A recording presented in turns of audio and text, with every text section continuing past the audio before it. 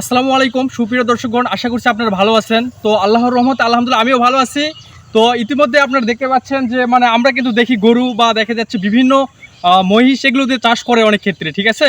কিন্তু আজকে এমন একটা দেখতেছি যেটা হচ্ছে ঘোড়া দিয়ে ভাই চাষ করতেছে। তো মোটামুটি এদিকে নিয়ে আসো। তো দেখা যাচ্ছে ঘোড়াটা কিন্তু একটা ঘোড়া দিয়েই চাষ করা যায়, তাই না?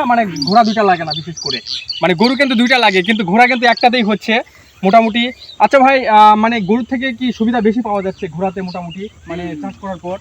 কি কি সুবিধা পাওয়া যাচ্ছে বেশি বেশি? দিনে মনে করেন 2 বিঘার মতন আচ্ছা হাল পাওয়া যায়। আচ্ছা আচ্ছা।